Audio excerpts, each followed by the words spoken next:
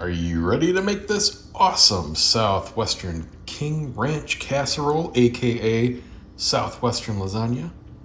Let's get into it. So this is one of those recipes where there isn't a definitive recipe. Everybody, every family, every region has their own take on it. This is mine, and I do everything from Walmart. Super cheap. This comes out to about $5 per very generous helping. I'm making 2 baking dish worth, 9x13s. Feel free to cut this in half if you only want to do one. But here's what we're gonna do. We've got, for spices, cumin, chili powder, black pepper, and salt. Very simple. Everything else is going to be already in the cans and such. Got a family size cream of mushroom and cream of chicken soup. Walmart was out of their cream of mushroom, so I just grabbed Campbell's. 2 rotels. I'm using original. Now I like spice. If you don't, or you're cooking this for somebody that doesn't, either use the mild or just omit the rotel and just get a couple cans of diced tomatoes.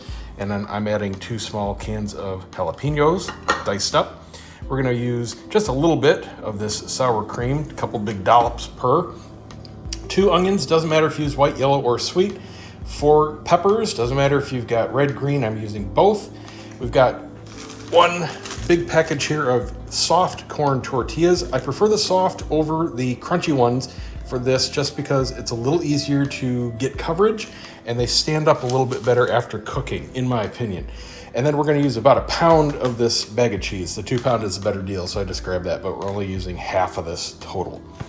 All right, first thing to do is shred the chicken. You could also use breast if you want to grill it or fry it or even boil it and shred it yourself, but these are only $5 at my Walmart and they're super delicious and easy. We're not using the skin, so just shred the meat by hand after they've cooled off, and let's get cooking. Chicken's all shredded, and I'll shred it a little bit more as I place it on the pan. A note, if you're using rotisserie chicken, not only do you not use the skin, don't use the juices that you'll find at the bottom of the bag. That's all rendered fat, and we don't want any of that. We just want the chicken itself. Dice up your veggies, and we're just gonna hit this with high heat for a few minutes to start to sweat them, soften them just a little bit. That's it.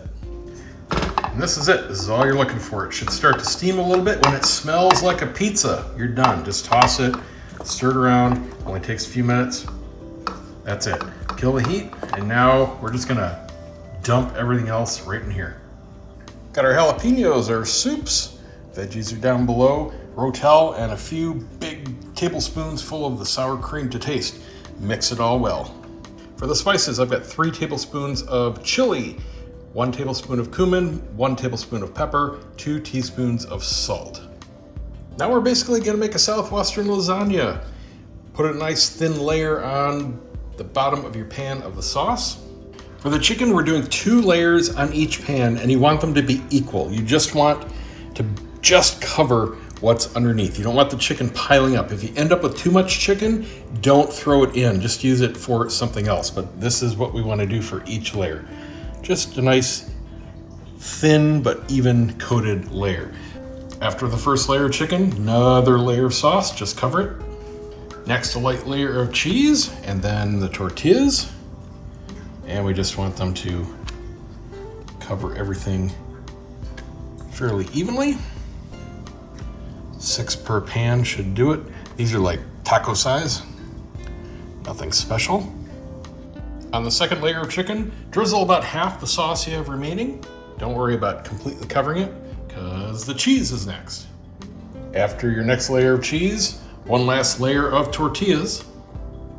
Top with the remaining sauce, and a final layer of cheese. Now, how much cheese you use is personal choice. I went a little bit heavier here than I originally planned just because I'm in the mood for it. But my mom, for example, really doesn't care for cheese, so I would do one very light if I was doing this for a family meal, which I might do this weekend. So now we're gonna pop this in a 350-degree oven for about an hour. If you're only doing one, might be closer to 45 minutes. But again, totally depends on how much cheese you put in here as well. We're gonna look for the top to be getting nice and golden brown. Oh yeah, that's gonna be good in about an hour. Whoo-wee, that smells so good. It's like the ultimate Mexican pizza smell. And something else you can do is put a real thin layer of refried beans on 1 layer of the tortillas. Put it on the tortillas before you put it down because you can't spread it once it's down, but that gives it a nice little kick too. But man, this is just awesome right out. So we got the cheese that's just starting to crisp up. You can see it's got the little golden brown crust. That's what you want. So let this sit and cool down for a good 15-20 minutes. It'll start to solidify, and then you can use a spatula or a big spoon and scoop your servings out. That's it. Bon appetit.